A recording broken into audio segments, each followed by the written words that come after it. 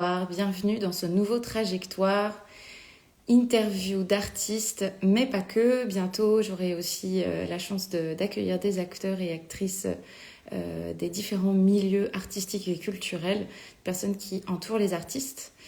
Donc affaire à suivre. Ce soir, je vais donc avoir le plaisir d'accueillir Yves, qui est artiste.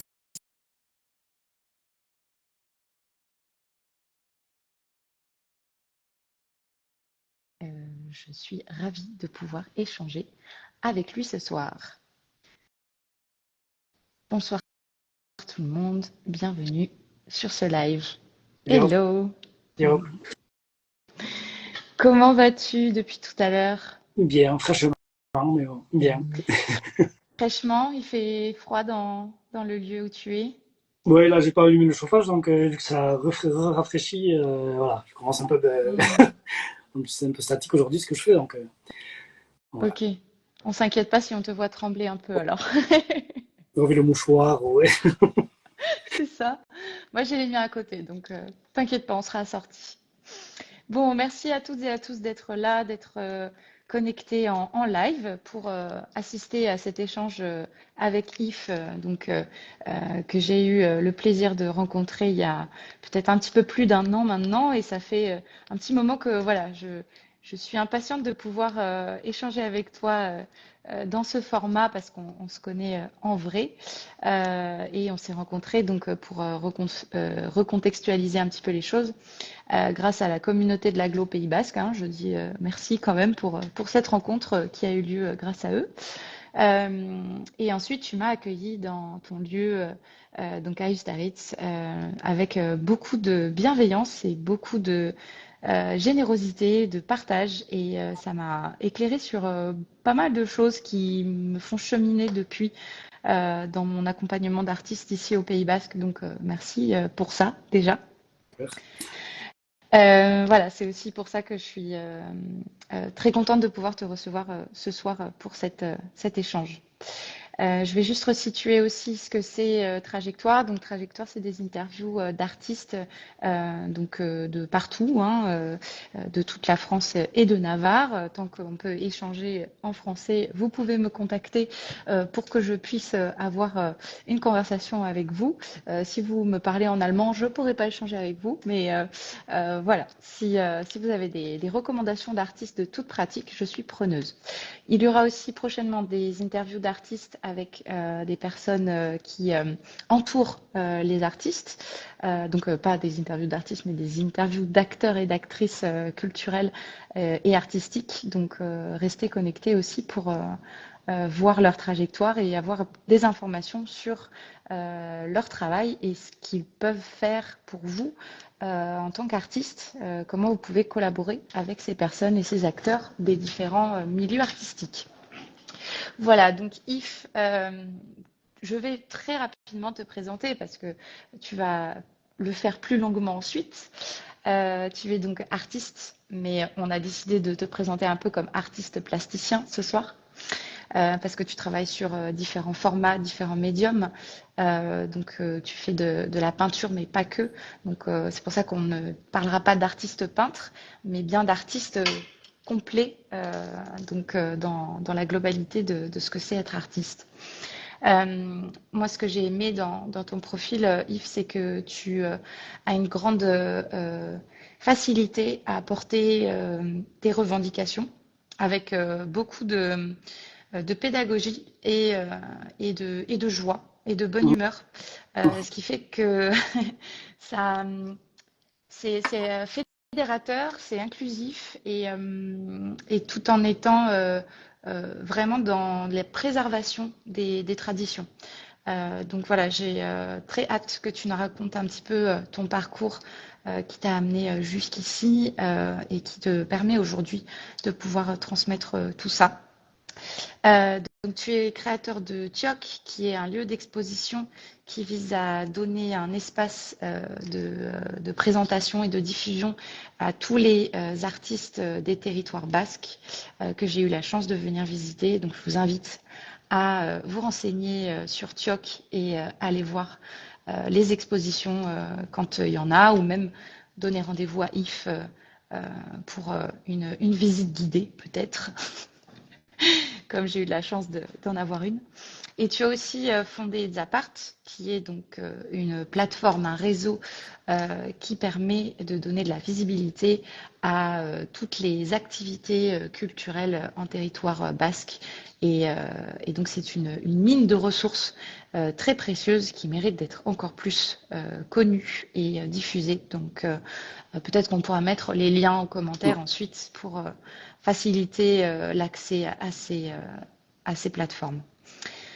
Voilà, Yves, j'avais préparé beaucoup plus de notes, mais je crois que j'ai dit quand même pas mal de choses.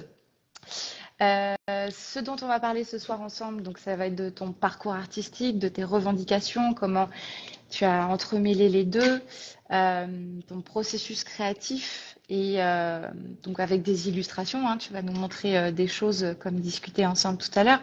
Et puis aussi, j'aimerais que tu nous partages quels sont les messages que tu as envie de partager ce soir et de transmettre aux autres artistes des conseils ou des apprentissages que tu as eus sur le chemin et aussi que tu nous partages tes projets pour l'avenir. Voilà. Donc, je vais commencer par la première question. Euh, Yves, est-ce que tu veux bien nous raconter qui était le petit Yves et son rapport à la création artistique en territoire basque? Et je sais pas à partir de quelle petitesse on va commencer, mais bon, le truc habituel, c'est depuis tout petit, j'aimais dessiner. Oui. Mais j'ai grandi dans un village qui aujourd'hui a 8000 habitants, mais à l'époque, il y en avait tout juste un peu plus de 2000. En plus, au départ, on vivait au centre, mais très vite, à 3 ans, en fait, j'habitais déjà dans la forêt, quoi, entre trois fermes, donc très isolé. Et en fait, c'est toujours le dessin et les arts plastiques. On avait une dame qui venait, qui est encore en plus ici en activité, qui venait nous faire des ateliers, et tout ça. Donc, j'ai toujours très vite accroché en fait aux pratiques artistiques. Et en fait, après au collège, tout ça, j'ai vu que bah, c'est là que je prenais mon pied et nulle part ailleurs ou pas dans beaucoup d'autres disciplines. Et donc de là, j'ai décidé de continuer dans cette voie jusqu'au bac art plastique. Et ensuite, après le bac art plastique, donc j'ai pu accéder aux Beaux-Arts à Bordeaux, que j'ai finalement dû en fait, arrêter au bout de la première année pour des raisons économiques, entre autres. Et donc, voilà, la pression parentale a dit qu'il fallait chercher un vrai travail, quelque chose pour pas finir sous les ponts. Donc, du coup, ça m'a fait un peu changer, bifurquer, mais sans trop non plus, parce que j'avais une dame en fait qui était indépendante à Austerlitz, graphiste, et qui avait aussi suivi une formation artistique. Donc j'avais été là-bas avec mon bouc de peinture, voilà, tout ce que j'avais sorti des Beaux-Arts. Et donc voilà, et grâce à elle, du coup, j'ai entamé une formation Bac Pro, BEP Bac Pro. Après les Beaux-Arts, ça fait mal. Mm. Mais bon, du coup, grâce à ça, du coup, j'ai réussi à maîtriser les outils informatiques et donc à plein de choses qui aujourd'hui me servent carrément en complément de mon activité, qui me donnent une indépendance très grande. Et donc voilà, suite à ça, j'ai eu mon bac pro, donc pré-presse, de tout ce qui est préparation avant impression.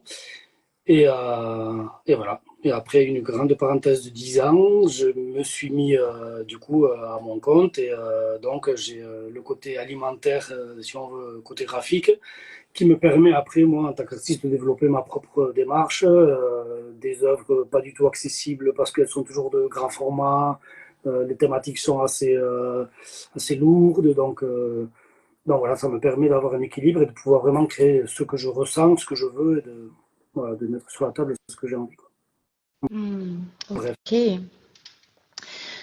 Et donc, oui, les Beaux-Arts à Bordeaux, comment est-ce que tu y as accédé? Comment est-ce que ça s'est passé pour toi cette année? Est-ce que ça t'a appris quand même pas mal de choses, malgré voilà, le fait de devoir partir? Est-ce que cette année-là reste quand même emblématique dans ton parcours? Mais c'est surtout les années lycée en fait où je passais en fait 15 heures par semaine en fait à peindre, à dessiner, à suivre des cours d'histoire de l'art que je buvais en fait toutes les périodes de l'histoire de l'art, en fait, à chaque fois, m'émerveiller et m'émerveiller encore, parce que du coup, toutes les périodes ont quelque chose d'intéressant. Et donc, parce qu'en parallèle du lycée, en fait, de la formation bac art plastique, j'allais aussi à l'école d'art de Bayonne, qui aujourd'hui est devenue une école supérieure d'art. Et donc, voilà, j'avais plusieurs tuteurs en quelque sorte, et donc, et en fait, aussi une possibilité de production et d'apprentissage beaucoup plus développée que seulement au lycée. Et donc, à cette école d'art de Bayonne, en fait, ils préparaient aussi, donner des cours à des adultes qui n'étaient pas forcément justement en bac et qui voulaient rentrer aux Beaux-Arts. Donc, c'était les cours de prépa. Et donc, nous, en parallèle, on pouvait les suivre aussi. Et donc, on avait accès un peu à tout. Et ensuite, donc, je m'étais présenté au concours de Bordeaux où il y avait quelques centaines de postulants. Il y avait 60 places. Et puis, du coup, j'avais été reçu. Donc, c'est déjà le premier champagne.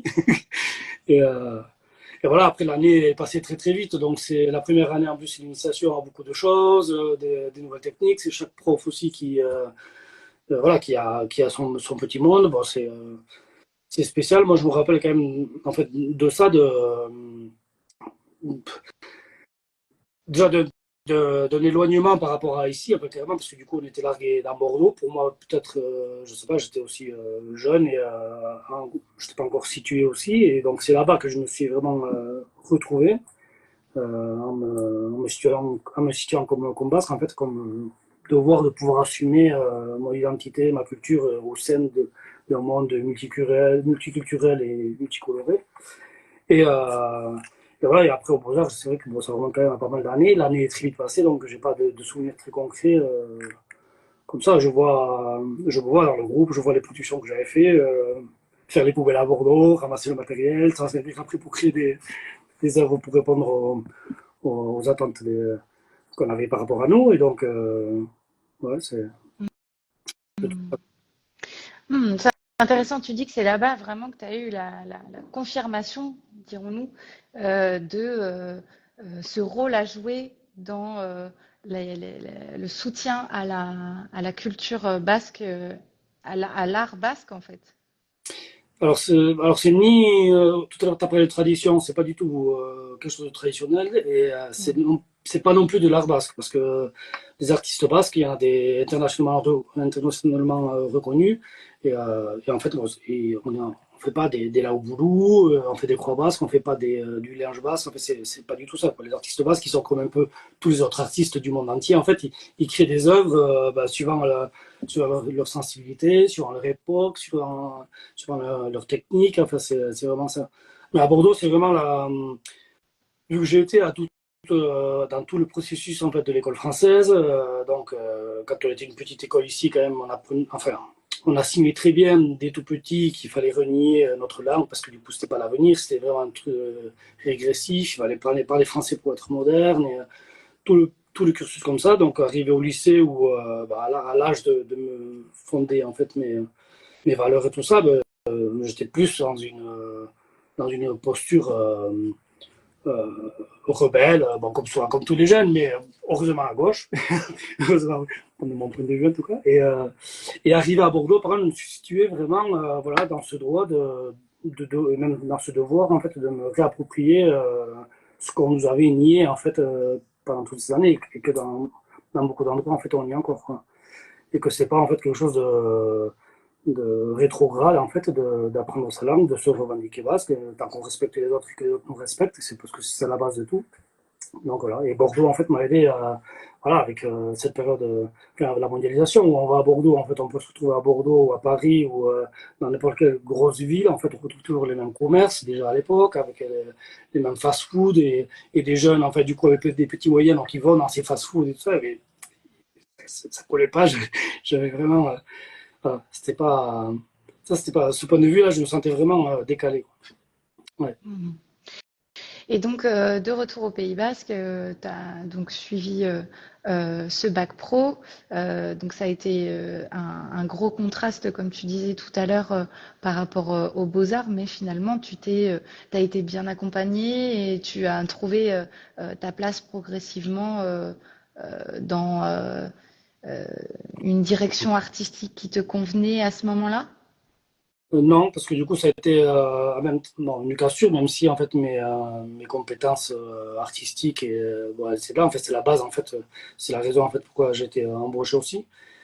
Ça m'a donné les outils donc comme je disais tout à l'heure pour pouvoir ensuite travailler la communication parce que on le répète souvent, en fait un artiste il n'est pas juste dans son atelier en train de créer à longueur de temps. C'est pas du tout ça. On doit faire de la comptabilité parce qu'en en fait on a tout à notre charge.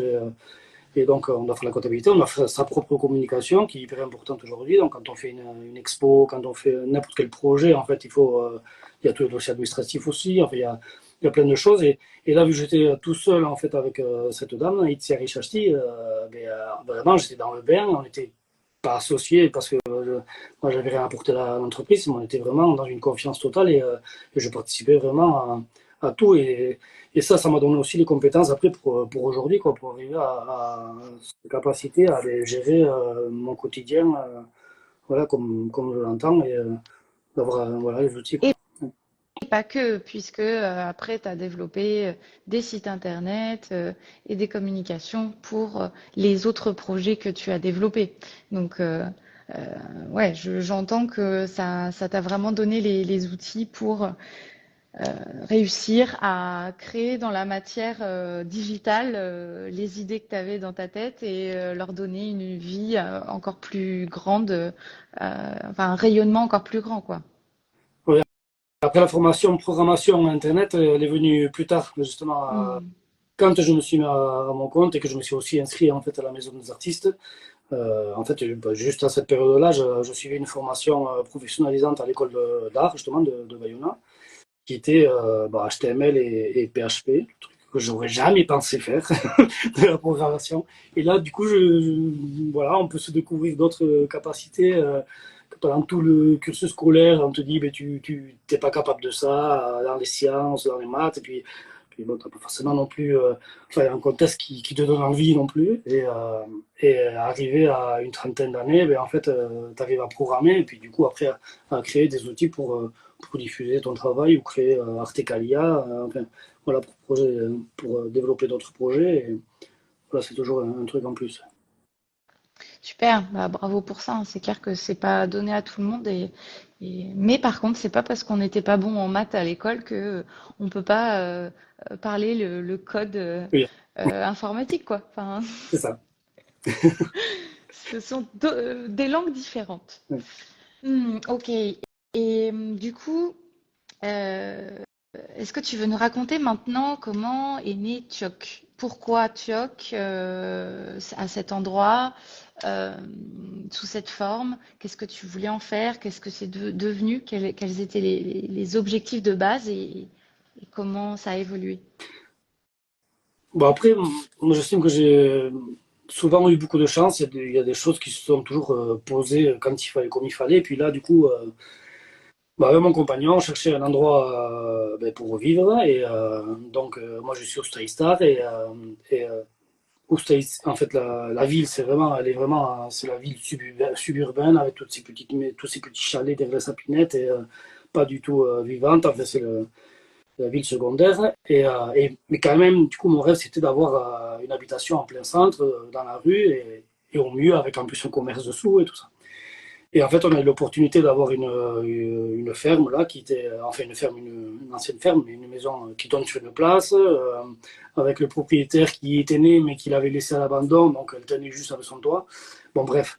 Et on a réussi à en acquérir une grande partie, dont l'espace, l'ancien bas commercial, qui au départ était la première chose qu'on avait réhabilité où j'ai pu vivre, donc entre mes toiles et le bureau, enfin, c'était vraiment un petit espace. Et après, petit à petit, on a réussi à rénover l'autre partie de la maison.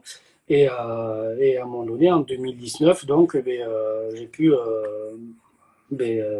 organiser l'espace anciennement donc, commercial en zone d'expo. Et en fait, il y a eu déjà un vécu à la base, puisque il est arrivé lors d'une exposition personnelle, en fait, dans un café culture, que j'ai dû retirer mon exposition le lendemain du vernissage, parce que bon, certaines personnes étaient préoccupées et ne pouvaient pas en fait manger à côté de mes toiles. Et donc, du coup, ben, suite à ça, je me suis dit, bah, il me faudrait un lieu, si c'est possible, où je puisse exposer comme je veux, quand je veux, ce que je veux. Pour pouvoir mettre en fait des sujets puisque mes œuvres en fait sont quand même des supports pour le débat. En fait, c'est vraiment, il y a derrière vraiment un message qui, qui pose le projet, et ensuite il vient une technique et une façon de l'illustrer. Donc voilà, et en fait de ça est venue l'idée de créer un TIOC, donc d'organiser cet espace d'exposition, de l'appeler TIOC justement pour le décrocher aussi de moi. Je voulais pas que ce soit l'espace de IF, même si bon, du coup c'est quand même moi qui l'ai créé et c'est aussi chez moi, mais ça reste TIOC. Et au départ en fait j'ai très vite pensé à inviter d'autres artistes justement pour que ça bouge. Euh, Parce que l'idée, en fait, c'est de proposer quelque chose à des gens qui ne sont pas dans une grande ville, qu'ils aient accès à de l'art contemporain, à des artistes vivants. Donc, l'intérêt, c'est quand même que ça bouge. Et après, c'était aussi l'idée qu'en fait, on puisse se rencontrer de plus en plus avec des artistes différents et ainsi créer d'abord un réseau informel. Mais voilà, donc au début, c'était inviter un artiste et faire discuter en fait ses œuvres avec les miennes.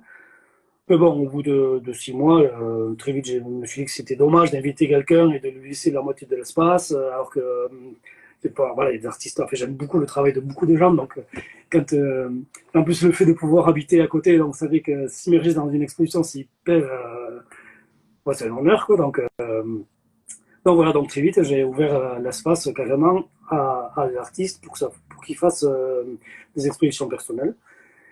Et voilà, et donc suite à ça, très vite, on a créé Sapart aussi, donc l'idée d'un réseau d'artistes professionnels sur l'ensemble du Pays Basque. Donc ça va jusqu'à Gasteiz, Bilbao, Donostia, tout ça, au-delà, hein, en prenant Bayonne et la Soule, bien sûr.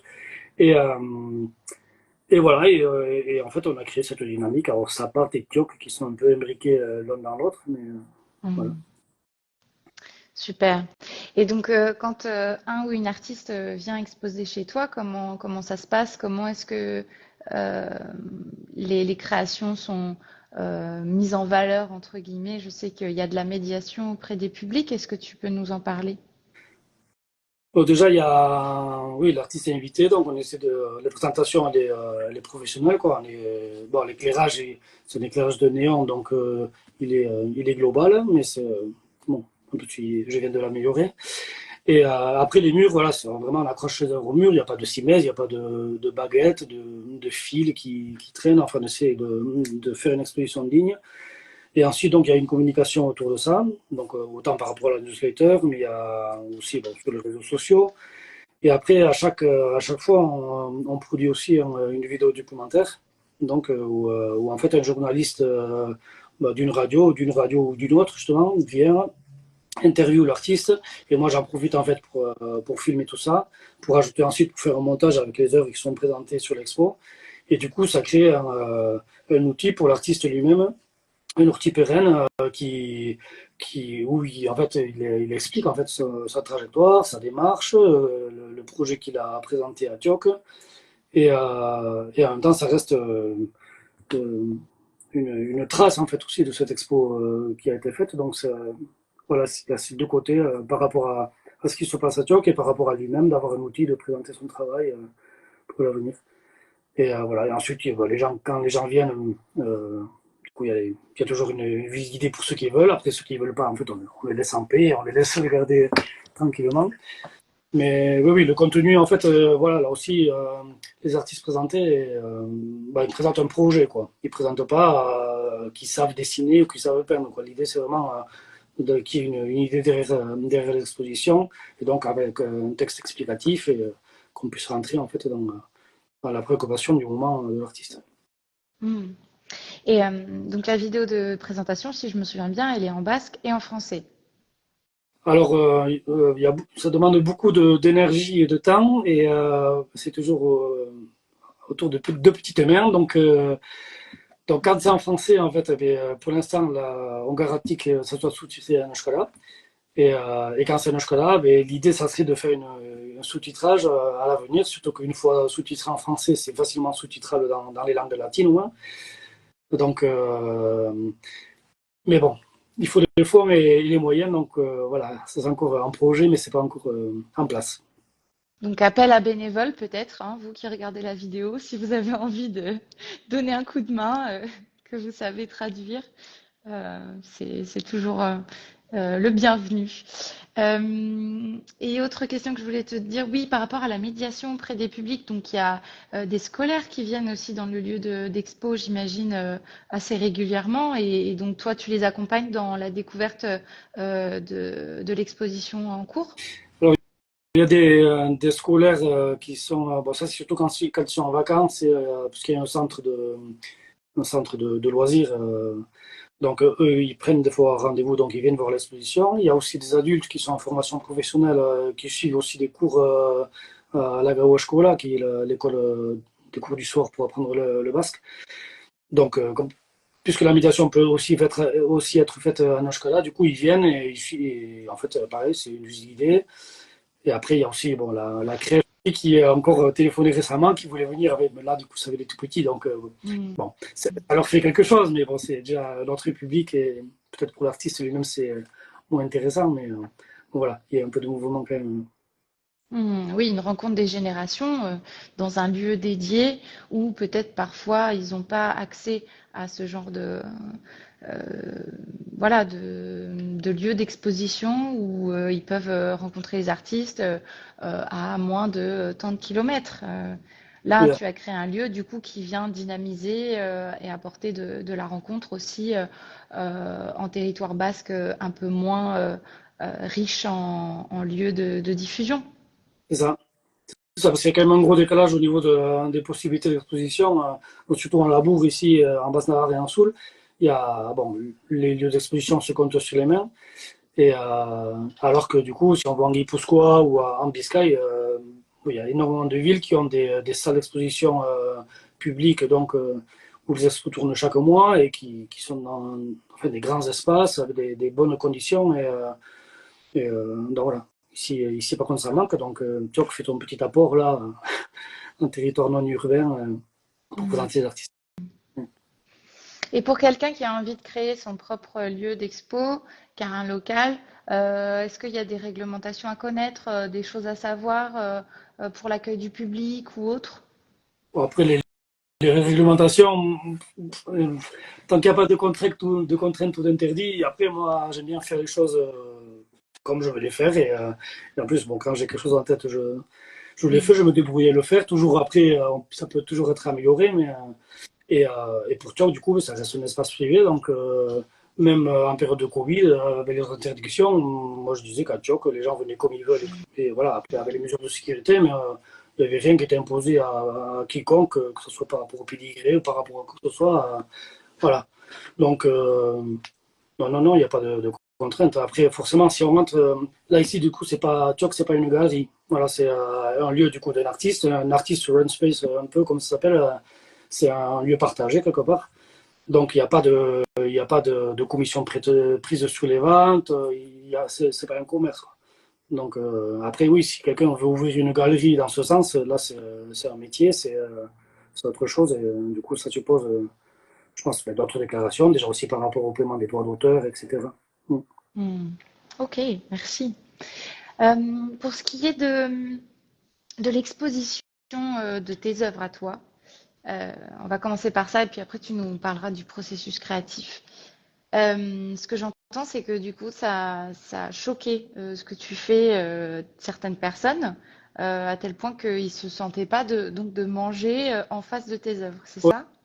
ouais, bon, après, c'était une série sur, justement, bon, il y avait le débat ensuite par rapport au mariage des personnes de même sexe. Et c'était dans un espace, dans un restaurant culturel, donc qui était principalement un restaurant, même s'il laissait les murs et l'idée c'était de faire des expositions, mais apparemment pas tant artistique, parce que du coup, quand même, l'art, c'est un peu, ça sert un peu aussi à titiller Mm. les choses établies. Donc, et c'était en plus à 200 mètres d'une église. Enfin, il y avait tout un contexte. C'était en période de Noël, décembre, avec toutes les familles qui allaient manger. Donc, bon, il y a beaucoup d'excuses aussi qui ont été mises sur ça par rapport aux enfants qui ne peuvent pas avoir un sexe. Alors que bon, c'est souvent les parents qui sont coincés par rapport à ça.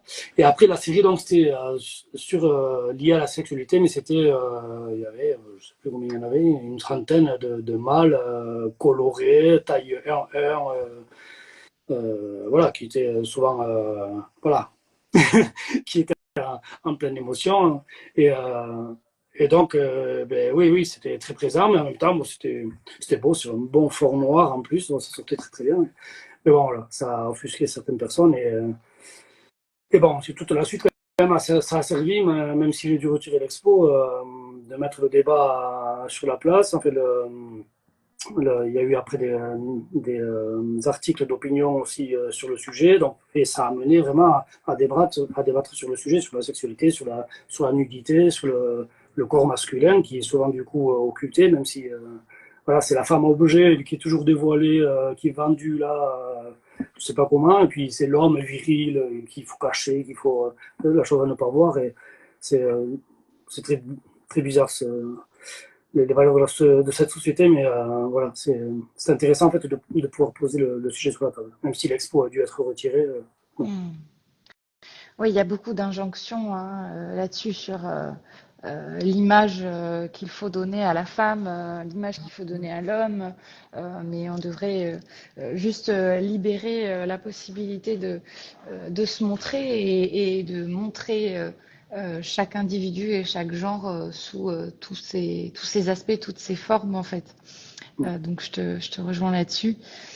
Et donc du coup, ce que tu t'es dit, c'est bon, j'en ai marre, je vais exposer comme je veux, quand je veux, dans mes propres murs. Est-ce que du coup, tu as eu pas mal d'expositions avant d'accueillir les autres artistes que tu accueilles aujourd'hui? Tu as présenté différentes séries. Est-ce que du coup, tu as des galeristes ou des curateurs ou autres qui sont venus sur place voir ton travail? Euh, Après, voilà, à chaque exposition, il y a des vernissages. Alors moi, du coup, j'ai pas beaucoup exposé parce qu'au bout un temps assez bref, du coup, j'ai commencé à inviter d'autres artistes, à leur laisser l'espace entier. Là, du coup, c'est plus quand il y a personne que je mets mes œuvres et vu qu'on est surtout parce que le réseau Strapart en fait derrière qui aide en fait à financer les artistes qu'on expose. Donc, on est en train d'essayer d'avoir droit au mécénat. Donc, par rapport à ça, il faut faire une demande à l'administration fiscale qui nous a refusé parce qu'on est des artistes professionnels, donc elle voit qu'on a une prise d'intérêt, qu'on peut s'en mettre plein les poches. Enfin, ils nous ont commencé à sortir toute une, tout un délire en fait par rapport à ça. Donc bref, et du coup, à cause d'eux, pour l'instant, mais je ne mets pas trop mes œuvres, je préfère rester en retrait et donc j'expose les autres artistes. Donc, du coup, je travaille pour la promotion des autres. Mais mon travail, non, je l'ai principalement, enfin j'ai pu le montrer d'ailleurs, surtout les dernières années, là, entre 2020 et 2022, parce qu'en 2023, j'ai pas fait d'exposition encore. Enfin, j'ai pas fait. Et, mais j'ai pu exposer dans des villes comme à Tolosa ou à Bergara, à Soumaya, à Andoain, dans des lieux justement, comme je disais tout à l'heure, qui sont des beaux lieux où j'ai pu exposer des séries. Bon, dans deux, j'ai fait comme une rétrospective des dernières années, où on voyait en fait l'évolution de mon travail, puisqu'il est assez éclectique. Donc du coup, c'est le sujet qui compte, et autour de ce sujet, je peins. Pour moi, il faut qu'il y ait de la peinture, parce que je prends mon pied en fait à la peinture, et c'est vrai. Mais en faisant le reste aussi, même si c'est un peu plus difficile, mais j'aime bien me forcer et voir et créer aussi du volume et créer des pièces, et justement que ça fasse une diversité dans l'exposition, une approche différente aussi, parce que chaque médium amène voilà, une autre façon de voir la chose. Et donc j'ai fait ces deux rétrospectives. Et après, à Soumaya et à Andoain, j'ai présenté une nouvelle série qui était de très, très grand format, justement qui rejoint un peu cette image qui est là. Cette peinture, elle fait 2,30 m par 6,30 m. Donc bon, c'est un très, très grand format. Et c'était un peu l'idée de faire des monuments un peu à la Guernica, en fait. mais que là l'idée c'était de reprendre en fait plus ou moins les divisions de l'oppression, donc autant avec les migrants, autant avec donc le genre, autant avec Inesha Gachen qui était en fait une, une Navarraise qui a été réprimée au nom de la sorcellerie, qui a disparu et on ne sait pas en fait qu'est-ce qu'elle est devenue. Bon voilà, c'était un peu reprendre toutes ces thématiques. Donc voilà, c'est ça la dernière expo, et donc j'arrive quand même à présenter mon travail en dehors de Turc. Ouais. Ok. Mais sans agent et sans galerie. Avec les galeries aussi, j'ai eu deux, trois expériences. Mais bon, voilà, ça dépend. Il y a vraiment de tout dans les galeristes. Et bon, il y en a souvent, enfin, on peut se demander, se questionner quel travail ils font derrière certains. Enfin, moi, les expériences que j'ai eues, c'était pas très très bonnes, donc j'ai décidé de ne pas continuer le, le contrat. Puis voilà. Comment ça s'est passé alors pour toi, le fait de réseauter, rencontrer les personnes, t'as dû te rendre à des événements, les gens sont venus à toi ou ont repéré ton travail sur Internet ou... Pour exposer, tu dis? Ou, Oui, ouais, ben, c'est de l'administratif, c'est préparation des dossiers, présentation du projet, des œuvres et envoi et patience pour avoir les réponses. Et après, à un moment donné, ben, les réponses arrivent et puis ça commence. Des fois, ça s'entrechoque et puis bon, c'est comme ça. Et donc, c'est pour ça qu'en 2023 aussi, là, je suis dans une autre phase de création et qui commence vraiment cette année à se mettre en place. Et donc, voilà, je prévois les dossiers de présentation maintenant et voir quand c'est que je pourrais la présenter. Mais voilà, tout est toujours après en suspens par rapport aux opportunités, au calendrier aussi et au bon vouloir hmm, des personnes en face, quoi. bien sûr. Alors, est-ce que tu veux nous présenter un petit peu ce sur quoi tu es en train de travailler ou ce sur quoi tu as travaillé avec les supports physiques que tu as préparés? Oui, non, en fait, je voulais préparer parce que en fait, j'avais vu dans la dernière vidéo, en fait, dans une vidéo d'Internet, en tout cas, que vous avez montré en fait comment Ouais, travailler. Après, pas très représentatif de mon travail, mais c'était plus voilà, pour vous essayer. donner bon, voilà, que je fais des fois, donc une fois par mois, des illustrations dans, dans un supplément d'un quotidien. Donc, du coup, ça, c'est des travaux un peu différents de mon travail, puisqu'ils sont en petit format. J'ai du mal avec le petit format, donc de suite, ça part vraiment dans l'illustration. Mais en même temps, sur la thématique, je me base souvent donc, sur l'actualité. Ou sinon, quand c'est pas sur l'actualité, c'est vraiment autour des journées internationales qu'il y a dans la période où je dois faire l'illustration. Donc là, c'est une par rapport au cours du soir, justement. Il y a, pendant la période Covid, en fait, il était impossible de faire la Corica qui a eu lieu, qui s'est fini ce dimanche-là, en faveur de l'enseignement de l'Euskara, de la langue basque aux adultes. Et donc, dans cette année-là, c'était en 2020, donc, euh, ils avaient décidé de faire des événements décentralisés et en donnant en fait une thématique avec donc en demandant aux artistes en fait de créer une œuvre et dans cette œuvre qu'il y ait des éléments comme ici qui est le témoin de la Corica qui est je sais plus ce que c'était, il y avait aussi la classe en fait. Et donc là l'idée c'était des gens qui viennent de l'extérieur, donc qui viennent d'ailleurs, qui viennent en Pays Basque. Souvent, en fait, il n'y a rien qui est fait pour donner envie à ces gens d'apprendre la langue ici, puisqu'en plus, il n'y a rien qui est fait pour la valoriser. Donc, ici, c'était des gens qui débarquaient en Pays Basque avec leurs valises, et du coup, qui se donnaient la main, qui prenaient des cours, et ensuite, qui prenaient ainsi le témoin de la langue pour ensuite voilà, permettre sa survie et son maintien, quoi. Un peu ça, Mm, donc, des fois, je fais mm. des, des compositions comme ça. J'aime bien des compositions assez complexes, comme ici, c'était par rapport au COP. Ils s'étaient réunis pour arrêter de polluer, de polluer la terre, de spolier les peuples premiers. Mais sauf qu'ils avaient fait des mesures vraiment très, enfin, à minima. Ils pouvaient continuer à exploiter la terre, je ne sais pas combien de pourcentage. Donc voilà, ici on retrouve le monde capitaliste donc dans sa pollution et ici les peuples opprimés qui se retrouvent en fait dans une terre dévastée avec des océans pollués. Et, voilà. Tu vois ça. Pas toujours jovial, mais C'est des fresques humaines, quoi, en fait, hein. oui.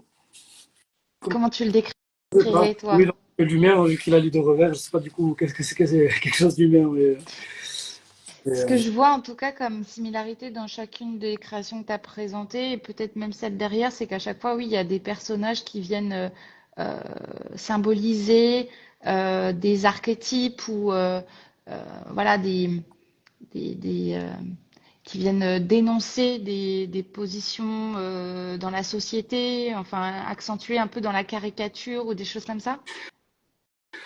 oui, en fait, après, j'ai un côté un peu cynique, donc j'ai du mal justement à, à parler jovialement de ce qu'on vit. C'est pour ça que mon travail est assez sombre, il me semble, même si tu dis que du coup, je l'amène très positivement avec la bonne humeur, mais non, non, enfin, moi je vois le contexte dans lequel on vit et je me dis, je ne peux pas rester silencieux. Et c'est pour ça que du coup, même enfin, déjà au lycée, quand je me questionnais qu'est-ce que j'allais faire comme, en tant qu'artiste, comme dans ma production, au Beaux-Arts aussi, puis et souvent, en fait, j'ai buté jusqu'à justement avoir ce déclic en 2009 où je me suis dit, ça y est, ça m'a fait tilt grâce à tout mon vécu militant.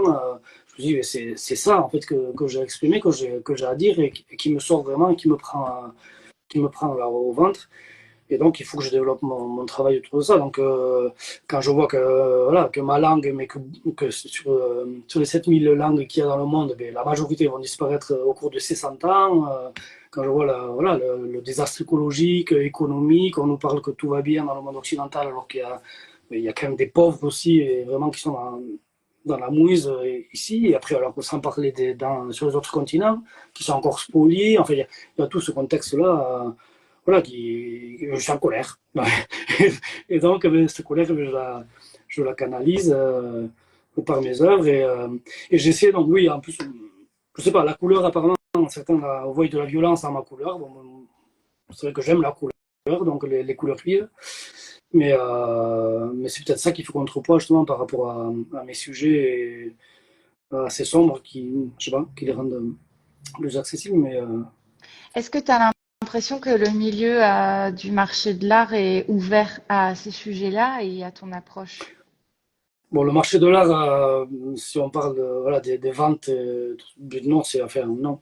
Et en plus, je rentre pas dans ça. C'est pour ça que non plus, j'ai pas de galerie parce qu'ils voient mes formats de 2 mètres par 3. Non, ça se vend pas. Il faudrait faire des trucs petits. Mais les trucs petits, mais moi, j'ai du mal. Sauf que je le fais là une fois par mois déjà, ça me coûte. Donc, ben non, non. Et puis les thématiques aussi, voilà, elles sont donc il y a là le marché de l'art, je pense que c'est autre chose, quoi. Et c'est pour ça que j'ai cet intérêt, que je suis content de réussir à avoir cette autonomie grâce au graphisme pour pouvoir après créer vraiment des choses qui, à mon sens, et par rapport à moi, tiennent la route et me font du bien et me permettent ensuite de discuter, de rencontrer des gens en plus qui ne sont pas forcément artistes, mais voilà, qui comprennent, qui ont une résonance avec mes œuvres. Voilà, c'est Hmm. ces gens-là que j'ai de rencontrer finalement. Pas forcément les bobos qui veulent du joli et c'est satisfaisant de ça. Hmm. Ok. Et qu'on sache juste la revue dans laquelle tu fais les illustrations, elle s'appelle comment? Itza, c'est le Itza, Hitza, et c'est un supplément de Beria, B-E-D-2-R-I-A. Ok. C'est le seul quotidien en langue basque et du coup qui a des suppléments. Et il y en a un sur voilà, Iparashkola Eko Itza. Voilà. Ok, super. Bon, ben, on ne manquera pas d'aller voir ces interprétations de l'actualité que tu proposes en mini format, Voilà. même si c'est douloureux pour toi, ça a l'air vraiment très intéressant. Euh, Est-ce que du coup, tu veux nous parler de tes projets pour la suite? Qu'est-ce que tu aimerais réaliser comme série? Ou qu'est-ce que tu es en train de réaliser? Ou est-ce que tu aimerais exposer? Avec qui peut-être? Quel type d'évolution tu vois pour toi en tant qu'artiste? Et peut-être aussi pour Tchok ou Tsapart. Alors, en ce qui concerne mon travail, là, donc j'ai abordé diverses thématiques. Donc, il y avait d'abord du coup la sexualité le genre et tout ça. Ensuite, il y a eu le système d'un point de vue, ou la liberté d'un point de vue très global. Ensuite, j'ai abordé aussi le thème de l'urbanisme, de l'aménagement de l'espace et des conséquences sociales et linguistiques et culturelles qu'il y a avec ça. J'ai abordé aussi la culture, les minorités quelque part. Et là, du coup, je suis en train d'approfondir sur la langue. Du coup, parce que depuis 2004 aussi, j'ai participé au mouvement en faveur de la langue, des droits linguistiques. Donc c'est quelque chose vraiment, en plus qui a son poids et qui est dénigré au possible. Et là, ce que je suis en train de travailler, c'est ça. Il y a beaucoup de chiffres en fait qui sortent, il y a beaucoup de, enfin même pour tout en général, il y a beaucoup de données, de graphiques et tout ça, mais souvent derrière ça, il y a des personnes et j'ai l'impression qu'on ne le prend pas en compte et que quand aujourd'hui on dit oh mais le shkara, la langue basque ou les langues occitanes ou autres, bon elles se portent bien, il y a des enfants qui vont à l'école qui l'apprennent, mais non non en fait au quotidien c'est pas du tout le cas, on peut pas pratiquer notre langue, quand on la pratique bah, souvent, en plus, c'est des revers qu'on se prend totalement, enfin, légalement, et sans aucune retombée pour celui en face, enfin, alors que c'est une intolérance, enfin, ça devrait être à la base, c'est anticonstitutionnel, puisque enfin, les droits fondamentaux, ben, en fait, on n'a pas le droit de les nier, on ne peut pas discriminer quelqu'un pour sa langue, mais en Pays Basque, c'est tout à fait légal. Et donc, il y a tout ce vécu derrière au quotidien qui fait qu'on a quand même une grosse boule là, qu'il y a des gens, en fait, du coup, qui mettent la langue de côté, qui préfèrent du coup vivre en français, comme ça ils n'ont pas cette pression-là. Bon, moi j'arrive pas. Et du coup, il y a les émotions, il y a tout ce vécu qui sort. Et donc du coup, dans ce travail que je fais maintenant, je veux montrer ça. Tout ce mal qu'il y a au fond, derrière tous ces chiffres, qu'il y a des gens qui ont des sentiments et qui se le prennent tous les jours dessus et qui se l'ont pris aussi pendant tout le XXe siècle, parce que c'est là quand même qu'il y a eu une grosse rouste quoi, par rapport à nos langues, avec l'école, avec les grandes guerres, avec du coup aujourd'hui en plus depuis l'avènement des technologies, la mondialisation à vitesse grand V encore plus fort. Donc voilà, je suis en pleine dans ça. Et vraiment, en plus, je suis en train de développer voilà, techniquement aussi au-delà, donc toujours avec la présence de peinture très grand format. Je compte faire aussi des, euh, des objets où il y aura aussi de l'électrique, il y aura aussi de la vidéo, du son, enfin, à partir aussi sur d'autres médiums que je n'ai pas encore utilisés aujourd'hui et qui voilà, vont aider, je pense, à rentrer aussi dans cette ambiance. Parce que c'est ça que j'aime en fait dans les expos, c'est pouvoir rentrer dans le monde. Donc des fois visuellement, c'est vrai qu'une expo de peinture, moi je prends toujours mon pied aussi, mais bon. Mais il y a des fois où c'est encore plus immersif, mais pas avec des projections comme maintenant les expos numériques, mais vraiment avec les œuvres elles-mêmes qui nous aident en fait à rentrer à la couper avec le monde de dehors et pouvoir pénétrer et que les gens en fait puissent vraiment prendre le message que je veux poser.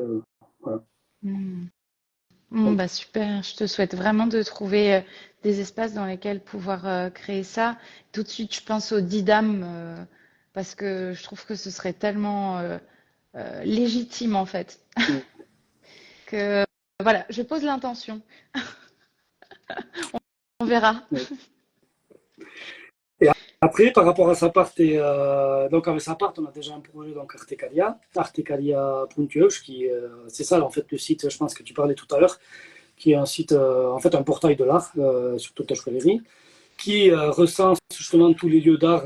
Donc il y a une carte où on voit vraiment qu'il y a une chevalerie en Pays Basque, donc il y a pas que trois lieux d'art, enfin il y en a plein, en plus de tout niveau, il y a des fondations, il y a des musées, il y a des galeries, bien sûr, il y a des lieux publics, et il y a vraiment un bouillon en fait artistique constant et pour qui veut être qui est un peu intéressé en fait il y a de quoi voir partout et autour de ça donc on a voulu développer donc la visibilité des expositions qui étaient présentées justement donc ça c'est un projet qu'on actualise donc quasiment quotidiennement et sur lequel on a aussi des actualités donc exclusivement en langue basque même si tout le reste est en trilingue.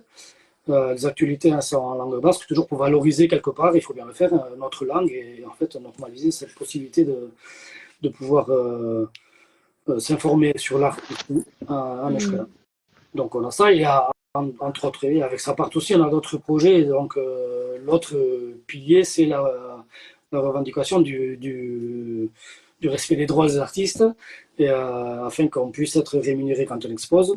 Heureusement, du coup, l'aglo avait mis en place Verpistou, ce qui nous permettait justement d'être rémunérés lors des expositions. Et qui est un plan qui était très, très bienvenu. Pour l'instant, il est suspendu. Ils sont en réflexion pour comment le mettre en place par la suite, mais j'espère qu'ils vont continuer. Et pour nous, du coup, c'est quand même un point d'attache ou quelque chose qui nous permet justement de revendiquer pour les autres territoires aussi une mise en place d'un système de rémunération, voilà, autant dans les communes que dans les députations, ouais, ou pour les gouvernements autonomes, autant de Navarre que de la communauté autonome. Mm. Voilà. Gros programme. Ouais. Et après, Tioc, avec Tioc aussi, donc gros projet. Le plus dur, c'est d'assurer la programmation, parce que du coup, avec cette contrainte quelque part, mais enfin, qui est de base, en fait, que ce soit une présentation en fait, d'un travail ou d'une recherche. Voilà, c'est pas une présentation. Donc, du coup, tous les amateurs aussi tombent parce que nous, on veut vraiment présenter que des professionnels. Et après, il faut que ça tombe vraiment dans les temps où l'artiste est prêt justement à montrer un travail, qu'il soit prêt aussi à le montrer ici, à Tioc. Donc, ça aussi, bon, voilà, c'est pas toujours facile de convaincre. Et là aussi, parce qu'il y a des fois des tendances un peu. Je sais pas si c'est l'élitisme ou quoi qui fait, mais voilà, des fois, quand on prend son envol, on se dit, bon, des fois, les petits lieux, on s'en moque peut-être un peu. Je sais pas si c'est ça, mais bon. Et, mais bon, voilà, donc il y a un gros travail là aussi voilà, qui prend du temps pour aller à la pêche d'artistes nouveaux et à présenter donc leur travail. Voilà. Et si jamais on veut exposer à Tioc en tant qu'artiste, quelles sont les conditions et comment est-ce qu'on peut envoyer un dossier? Alors c'est tioc@tioc.eu, donc tioc avec deux T O K. Et les conditions, c'est ça. En fait, on a repris les conditions de l'AIA, enfin, l'Organisation internationale des artistes plasticiens, qui est en fait un artiste professionnel, c'est quelqu'un qui a suivi une formation artistique et qui est dans une démarche artistique. Ou si la personne n'a pas suivi de formation artistique, elle est quand même dans une démarche artistique. Donc c'est ça la base en fait. C'est quelqu'un qui est vraiment immergé dans sa production. C'est pas une production d'objets qu'on veut vendre sur les places du marché, tout ça. C'est pas ça. Voilà. Donc ça, c'est les deux conditions. Et ensuite, pour pouvoir être rémunéré, la possibilité de facturer. Voilà. Donc, Donc, être artiste-auteur. bon, c'est ça. Ouais. Ok. Et de présenter du coup un projet, voilà, le résultat d'une recherche, d'une période. Voilà. Avec une vraie démarche, euh, on va dire un peu, euh, comment dire, impliquée dans les revendications sociales ou Non, non, non, non, non? non, non, non, non, chacun a son monde. Justement, pour ça aussi, en fait, l'idée de Top, c'est de montrer la diversité. En fait, c'est vraiment dans l'esprit dans mon esprit, quoi. Enfin, j'aime ça, quoi. Donc, du coup, c'est toujours bien de découvrir le travail de quelqu'un. Il y en a qui vont faire une recherche juste plastique, technique, d'autres, vraiment, voilà, ils vont être sur autre chose. C'est pas du tout, non, c'est pas du tout par rapport à mon travail personnel, justement. Il faut que chacun ait son monde et c'est ça qui est intéressant, quoi. Ok, super, merci. Aux personnes qui sont présentes ce soir, je vous invite à poser vos questions en commentaire si vous en avez, avant qu'on se quitte pour cet entretien. Voilà, saisissez l'opportunité de pouvoir échanger avec Yves en direct. Moi, j'aimerais te poser une question vis-à-vis de tes apprentissages et ta construction en tant qu'artiste, entrepreneur, etc. Quel conseil t'aurais aimé recevoir quand tu étais plus jeune? À tes Début, à tes tout débuts. Mais en fait, je suis pas du tout dans cette perspective de revoir le passé, quoi. Je pense que mon vécu, en fait, il m'a construit, et, ben, pour le bien et pour le mal, ou pour le bien ou pour le pire, je sais pas, pour le meilleur et pour le pire. Mais non, je sais pas, je pense que c'est justement le chemin, ça m'a donné la hargne peut-être, justement, de quand j'ai une idée, un projet, du coup, ben, j'ai réfléchi au mieux, et je me donne tous les moyens pour y arriver. Ça m'a porté tort des fois aussi, parce que bon, certaines personnes n'arrivent pas à prendre ça, et bloquent souvent automatiquement, disent c'est impossible. Bah, pour moi, tout est possible, il suffit de le vouloir. Après, il y a toujours un idéal, peut-être. Enfin, je ne crois pas non plus à la perfection, donc je me dis, non, il faut commencer par quelque chose, le développer, l'améliorer, rediriger le tir si c'est pas bon, ou rajouter dessus si voilà, quelque chose en perpétuel mouvement. Et c'est comme ça que je vois les choses. Donc, non, je n'ai pas de regrets. Non, j'aime ma vie. Si je souffre, bon, je prends du plaisir aussi. Donc, voilà. Non, je sais pas. Merci Myriam pour ton partage. À bientôt. Myriam qui nous dit merci pour ce partage, hâte de découvrir vos œuvres. Ok. Je ne sais pas si ce sera possible d'exposer chez Myriam, mais parce que c'est des très grands formats, mais à discuter vu elle a une galerie. Euh, ok, bon, et ben écoute, je pense que c'est quand même un conseil en fait que tu viens de dire.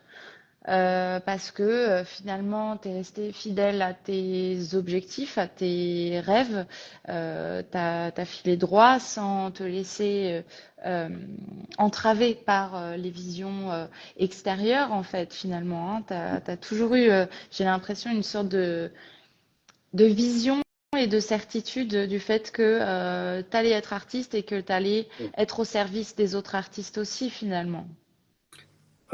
Être artiste, oui, mais après d'être au service des autres, je sais pas. Non, après, c'est vrai que c'est quelque chose que, même si j'ai du mal, en fait, quand même, à travailler, j'ai un côté sauvage, là, j'ai grandi près des bois, et bon, j'ai quand même une éducation, enfin, une relation humaine partielle assez spéciale, donc j'ai un caractère assez trempé, et du coup, qui fait qu'à un moment donné, je me dis, ça suffit, quoi. J'ai pas envie de me nier tout le temps, de nier ma sexualité, de nier mes orientations politiques, de nier mes envies d'être artiste, de tout ça. Enfin voilà, à un moment donné, j'ai fait, ça suffit. Et du coup, ben, vu qu'on est toujours dans les minorités, certains, mais à un moment donné, il faut montrer les dents et dire que non, on a le droit de vivre, nous aussi, on existe, et on n'est pas un défaut de la nature, je sais pas quoi. Donc, et, euh, et donc, je sais pas pourquoi j'ai commencé à dire ça, mais oui, c'est ça qui m'a amené. Donc voilà, oui, artiste, oui,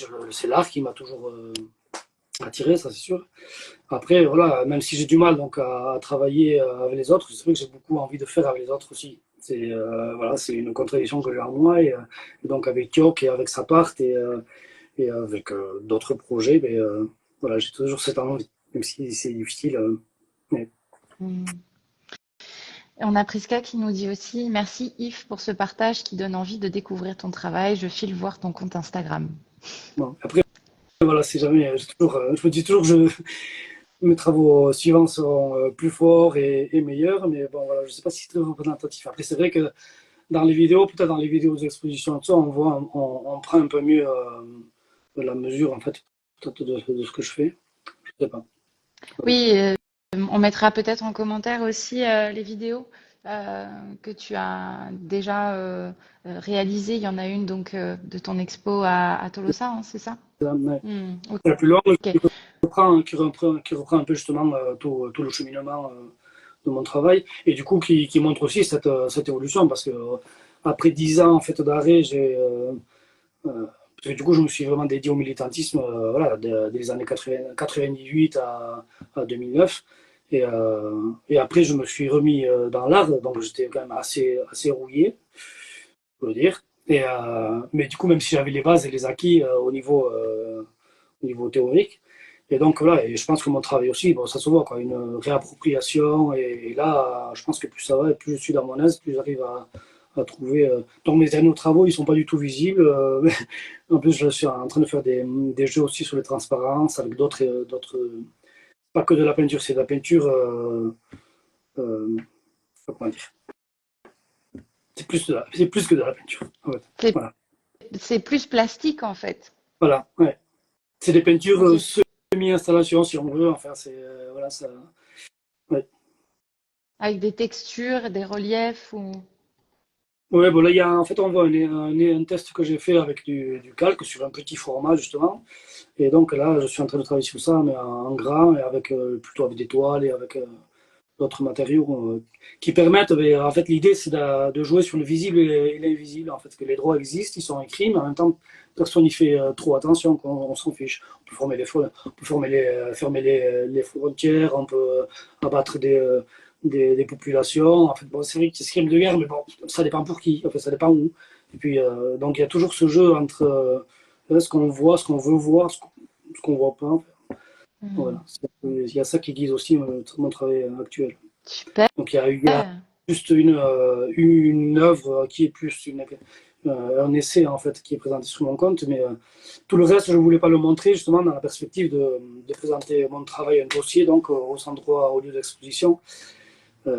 Avec en plus la certitude que ça n'a pas été présenté ailleurs, mais voilà, peut-être que petit à petit, Hmm. je ne sais pas, on verra. Ok.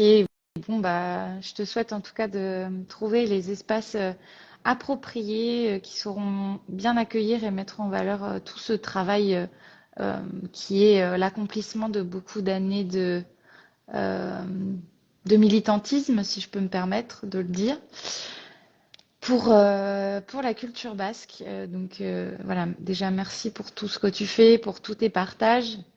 Je ne suis pas basque d'origine, mais vivant sur le territoire actuellement, je trouve que c'est très précieux les personnes comme toi. Donc je t'envoie tout plein d'énergie pour continuer. Et il y avait une remarque en commentaire. Alors, Aïnisse, Aïnisse, Anissé, Aïnisse, qui dit Biba if. voilà.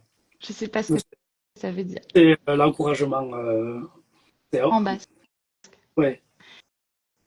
Ok, est-ce que tu veux nous apprendre une petite phrase en basque très courte?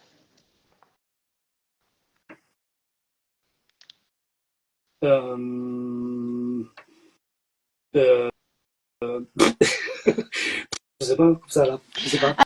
Alors, j'ai une idée. Moi, j'aime bien quand je vais au bar dire santé, amour et liberté. Est-ce que tu peux me confirmer comment on dit, s'il te plaît? Osasuna, maitasuna eta askatasuna. Eta ashkatashuna. Askatasuna, c'est la liberté. Et eta parce que ça Et, vient de eta. ETA. euh, Ah non, c'est et. Ok. oui, non, c'est, ça n'a rien à voir avec un groupe armé. Oui, Bah, oui. parce que État, liberté, tu vois, je non, me non. disais ETA, bon. Ouais, non. Mais État, c'est et en plus aussi dans beaucoup de mots, à la fin, ça y est, en fait, quand on dit aller chercher le pain, c'est Ogiketa. Et donc, ce que les Espagnols, précisément, n'aiment pas beaucoup parce qu'il y a beaucoup de États partout. Mais sauf que bon, c'est pas, tout n'est pas État et aller chercher le pain, c'est pas forcément une action armée. Hmm. Voilà. Voilà. Notre langue, elle est Eh très ben, argumentante, donc du coup, elle est très, très logique, elle est très mathématique. Il y a des linguistes qui sont très. Ils sont surpris, quoi, avec une langue aussi vieille et aussi simple structurellement. Alors, pour que les linguistes disent qu'elle est simple, je pense qu'il y a beaucoup de gens qui devraient un peu plus s'informer avant de dire que le chocolat, c'est une langue compliquée. Il faut, pour toute langue, il faut donner son temps et de l'énergie pour l'apprendre. Mais après, voilà, HK Tashuna, c'est HK, libre, et Tashuna pour la liberté. Voilà, c'est aussi simple. hmm, Et Maïté doute, j'aime, et Maïtashuna, du coup, c'est l'amour. Voilà. hmm. Merci, merci beaucoup, Yves. C'est pas toi. Est-ce que tu as quelque chose à rajouter avant qu'on se quitte? Non, un grand Mileshker, du coup, Hmm. à toi. Et Souris? Tsuri, oui. Et voilà. Je sais pas. Oui. Mm. Bonne continuation. Merci. Je remercie toutes les personnes qui ont été présentes en live et qui nous ont écoutés, les personnes qui nous écouteront en replay. Donc voilà, cette vidéo est disponible là tout de suite en replay sur Instagram et sera disponible aussi sur YouTube. Donc vous aurez la possibilité de regarder sur la plateforme que vous préférez. Et encore une fois, je suis ouverte aux propositions, pardon, ça y est, j'arrive plus à parler, d'artistes et d'acteurs et d'actrices des milieux artistiques et culturels pour échanger comme ça sous forme d'Insta Live. Donc sentez-vous libre de me contacter si vous voulez me proposer euh, une rencontre pour venir raconter votre histoire. Voilà. Merci beaucoup Yves et puis je te dis à très bientôt, j'espère. Ok. Allez, adieu. Adios.